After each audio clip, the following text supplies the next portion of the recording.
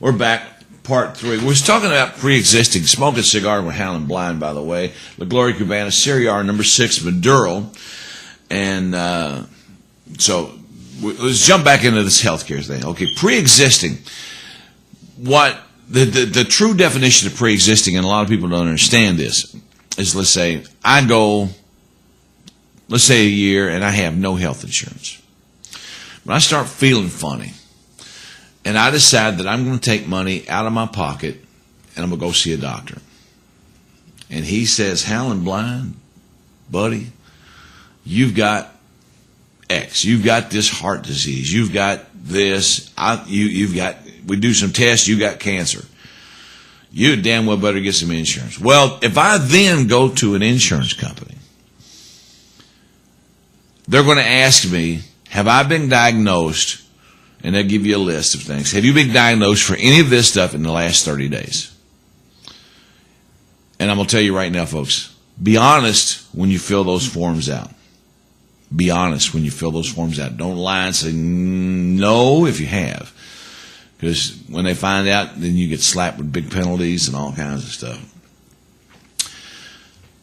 They're going to then say, well, since you have, we can give you coverage for everything else except that disease because it's pre-existing, and so we're not going to cover for it. For I think it's like 90 days, and then part of the rules is they pay it at a certain amount. I'm not sure, but you eventually start getting coverage for it, but not based on if you walk in and then 2 or 3 weeks later, you go to the doctor, and the doctor says, oh, I think you got cancer.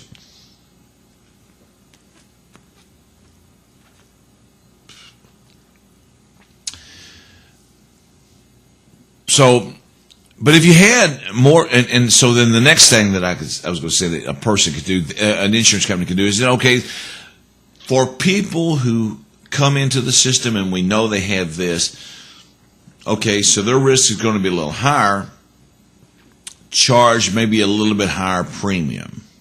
Not much, because you're working on, because what you want to do, you want to get 100% participation.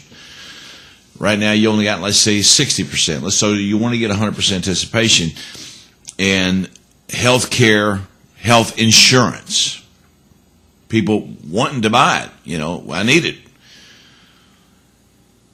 So you cover these people, and you, but then the premiums can go down because now you have more people sharing in the liability of paying out. Let's say if 5% of the people that are covered have a catastrophic situation crop up, and the insurance company have to pay out tons of money.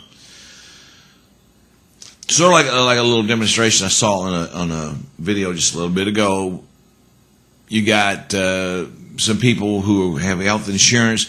One of them gets a disease that's going to cost $1 million. Well, if that's the only person in the system, then the company goes broke. But if you have 1 million people, and each of them have $1 of their premiums go toward that, then it's paid, and everybody still has coverage. Well, okay, let's say you get 2 million people. There's $2 million. The first $1 million goes out paying, then you still got, you've got extra money. And you get 3 million people covered, and there's extra money. So that's how it works. You want to get as many people covered as you possibly can. So it would be in the best interest of an insurance company too, and that's why they have group rates.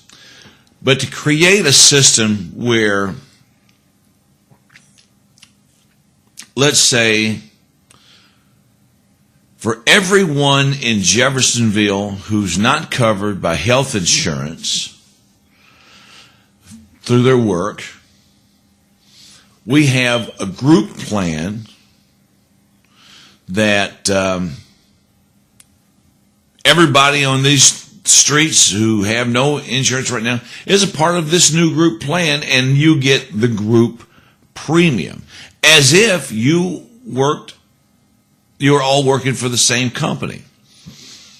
You could get group rates, and even group rates anymore are getting outrageous. But it's because you got more and more people who are opting out of the health insurance coverage. They don't want it because they can't afford it, you know. And I'm going to tell you right now, I was in, like I say, I work for Humana.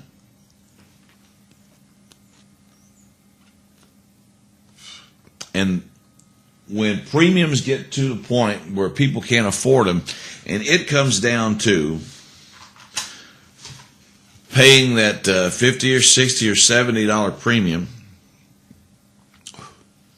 or putting groceries in the house, I damn well guarantee you about 99% of the people are going to opt for putting groceries in the house. I know I would. When I lost my job at Humana, I was offered the opportunity to get Cobra. I forget what it stands for now, but it's a government program that says, yeah, you can have your own health insurance coverage, as good as what you just left, but you got to pay for it, and it was going to be like $400 or $500 a month. But I also got a letter from Humana One who said I could get that, and for $450 a month. They need to come up with a situation to make it where people who don't have health insurance, and this could all be done by the insurance company without the government setting a foot or a finger or a nose or anything into the system. And insurance companies could work together. They don't manufacture anything. They just make up a policy based on some calculations and some mathematical formulas to say, let's sell this policy, and it's wild because they can only sell a certain number of them based on those formulas. You know, it's not like, let's go ahead and do this.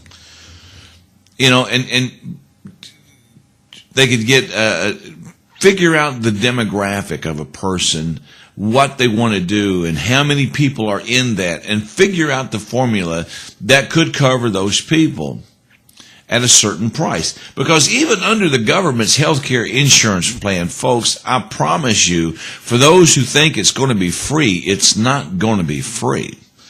You know, if the government comes up with their public option, it's not going to be free. It's not going to be free. They're going to base it somehow on income or something like that. And I promise you this, folks, you get what you pay for. And if you get free, it's not going to be great.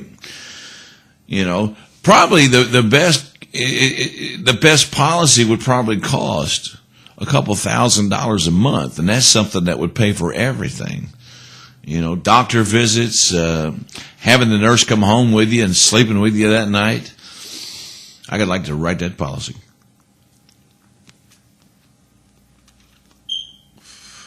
But insurance companies, I'm going to tell you right now, Mike McAllister, if you're watching, I know you're watching my videos because you're trying to get some insight.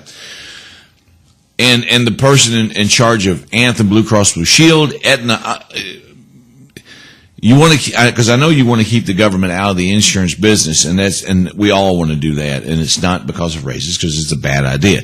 Get yourselves together, have a big meeting, and come up with a way to cover everybody in the country at a certain price so you can start lowering those premiums. And I know your main thing is you want to raise profits, but you got to start giving back a little bit.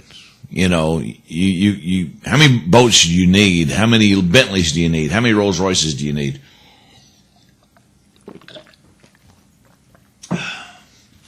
We'll take a short break and come back with the final segment of Smoking Cigars, Howlinblind, Money Slim with my 200th video. There's my lagloria, cubana, cigar, number 6, Maduro. And we'll be right back and finish this.